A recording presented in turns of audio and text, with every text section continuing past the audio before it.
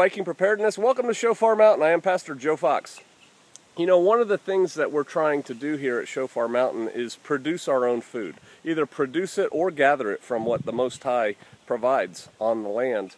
And we've been here for about 1.5 years now, and we constantly learn, we constantly discover new things. One of those, which we're going to get to here directly. Another thing we try to do is be gentle on the land. We say we're green without the politics, right? Hey, you know, God, right, the Most High provided this land. He gave it to us to steward, and so we're trying to be good stewards of this land, and we're trying not to tear it up, not to hurt it, and in fact to improve things. And so one of the things I noticed today on our walk was we hung up these electric insulators for an electric fence that we had running down this road one time, and we kept our horse penned in here.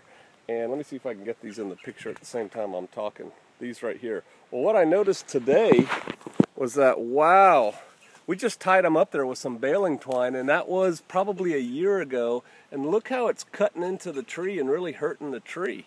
I mean, that's not good. That's not taking care of these trees. And so I resolved, all right, I've got to come out here and deal with that today, and that's what I'm fixing to do.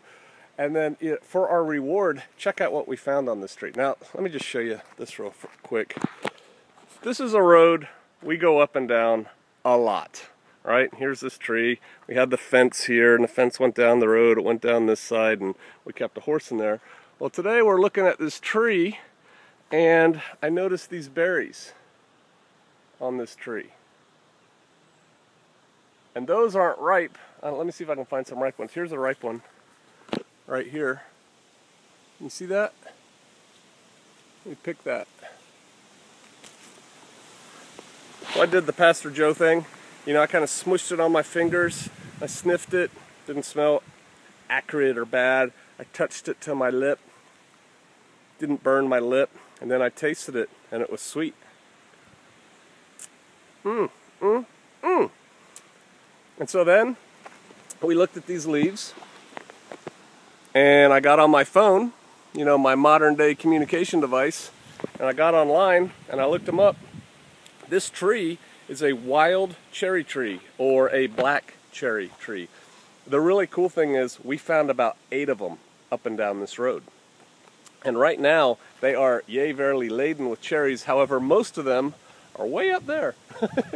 They're way up, which you can't see with this camera, but they're up high. And, you know, so I guess we need a cherry picker or something.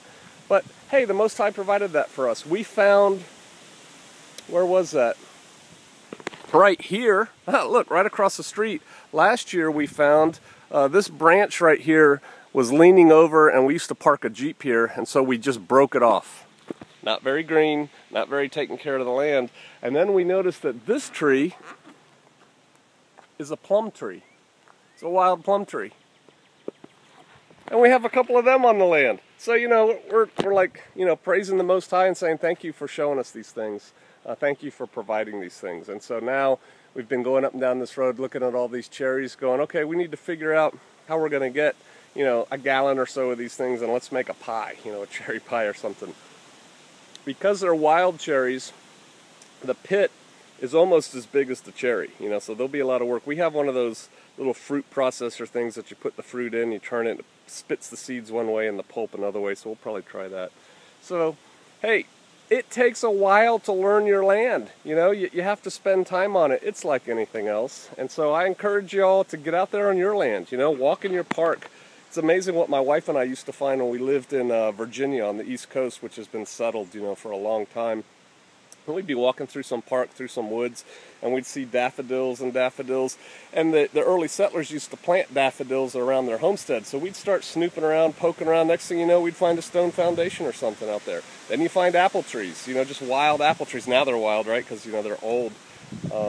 You can find cool stuff. It's out there if you know where to look. And hey, just a quick, as long as I've got you here and I'm looking in my camera, I can see what I'm wearing.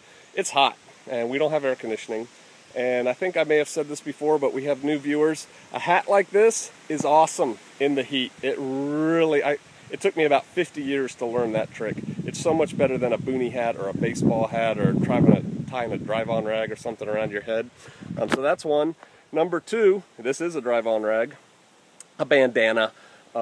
If you take one of these and wet it and then just wear that, man, it's a lot cooler. And as it evaporates, it's on the back of your neck. You can wipe your face with it, it feels cool. So that's another thing. And then the third thing is shirts like this. This is just a cotton button-up short sleeve shirt.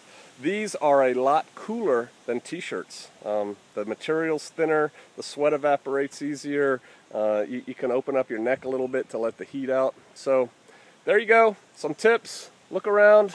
I bet you've got blessings in your area too. All right, I'll see you out there.